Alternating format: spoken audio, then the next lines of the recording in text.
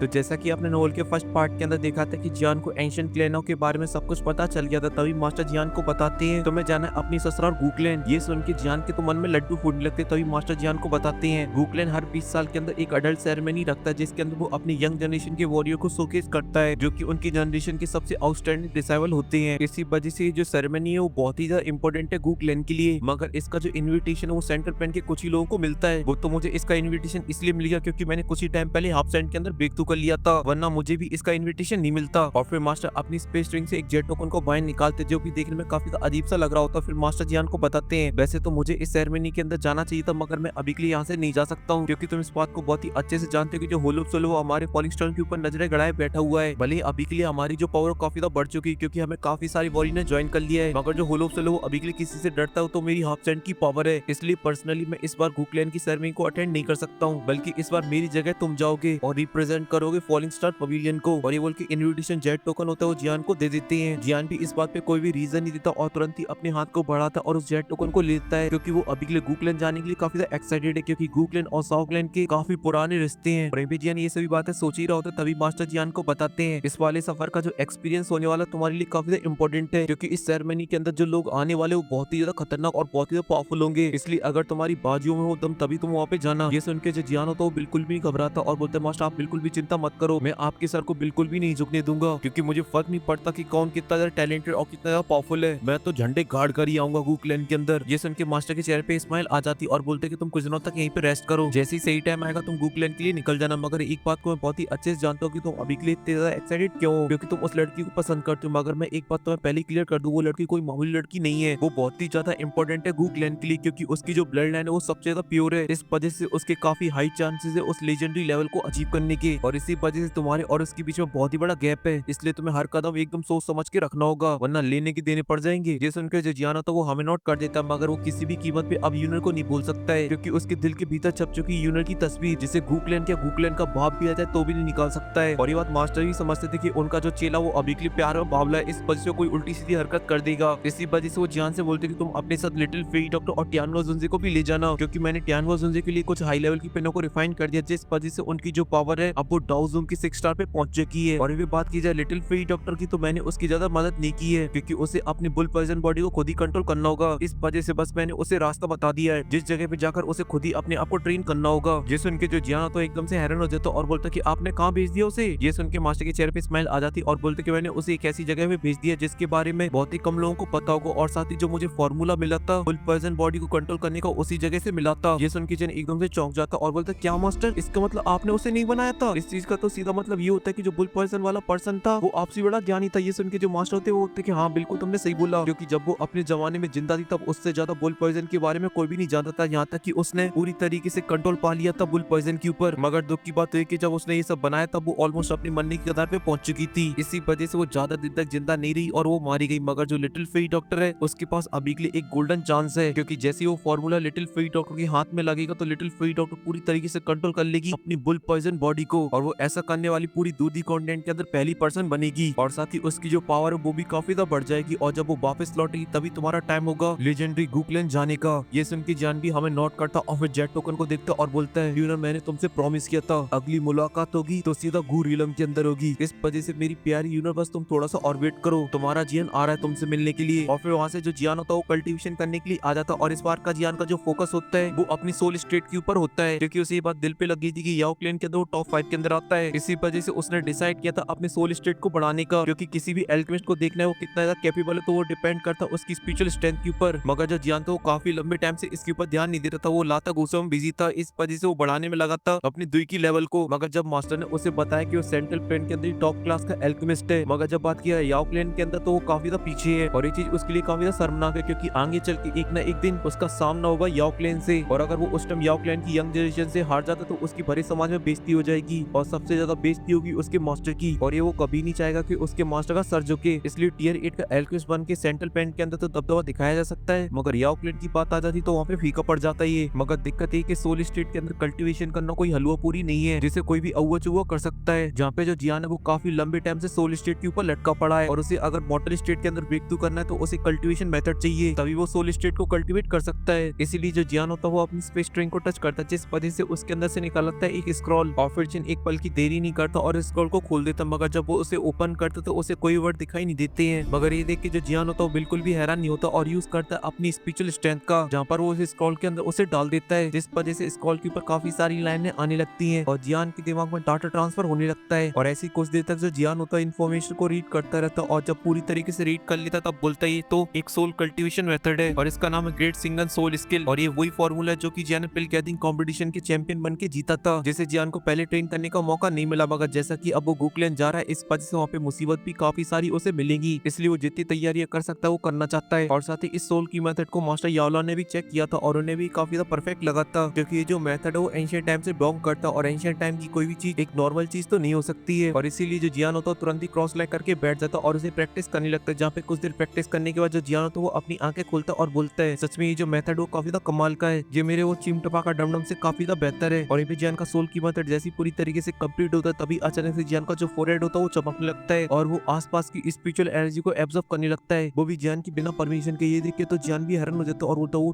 तेरी, अभी मैं कहूँ एंशिएंट टाइम में सभी लोग इतने पावरफुल कैसे होते थे, ये तो बिना कुछ करे मेरी जो सोल स्टेट है वो इम्प्रूव होने लगी। अगर ऐसे ही चलता रहा तो कुछ टाइम बाद ऐसा अब मैं एक टियर 8 की 5 कलर की पिल लाइटिंग को बहुत ही आसानी से रिफाइन कर पाऊंगा। और मुझे इस बात का रिग्रेट हो रहा है कि मैंने इसे पहले प्रैक्टिस क्यों नहीं किया, वरना मैं अभी के लिए सोल स्टेट के मिड लेवल पे पहुंच चुका होता। लेकिन भले मैंने इन 2 सालों के अंदर इसके ऊपर ज्यादा ध्यान नहीं दिया है, मगर जो मेरी दिल की कल्टीवेशन वो काफी ज्यादा बढ़ चुकी है, जहाँ पे मैं डाउजोंग के पीक से सीधा डाउजोंग के 5 स्टार पे पहुंच चुका हूँ। ये बोल के जो जियान होता है वो अपनी आंखें बंद कर लेता और फिर सोल कल्टीवेट करने लगता और ऐसी जियान को काफी लंबा टाइम बीत जाता है, जिसके बाद जियान अपनी आंखें खोलता और वो अभी के लिए काफी ज्यादा खुश था, क्योंकि जो मेथड थी वो काफी ज्यादा कमाल की थी। मगर तभी अचानक से जो जियान होता है वो अपनी स्पेस स्टोन से एक स्क्रॉल को बाहर निकालता है और ये वही स्क्रॉल होता है जो कि जियान ने एंशिएंट रूइंस के अंदर उन पपेटों से छीना था, क्योंकि जियान ग्रेट क्रिएशन पाम के चक्कर में इसे भूल गया था, क्योंकि वो एक ज्ञान क्लास की टेक्निक थी, इस वजह से उसके सामने सभी टेक्निकें फीकी हैं। मगर जैसा कि अब जियान को याद आ चुका है इस वजह से वो अपने अटैकों के अंदर एक और अटैक को जोड़ना चाहता है, इसीलिए जो जियान तो एक पल की देरी नहीं करता, स्क्रॉल के अंदर जितनी भी डाटा होता है उसे अपने दिमाग के अंदर ट्रांसफर कर लेता है और बोलता है ओ तेरी,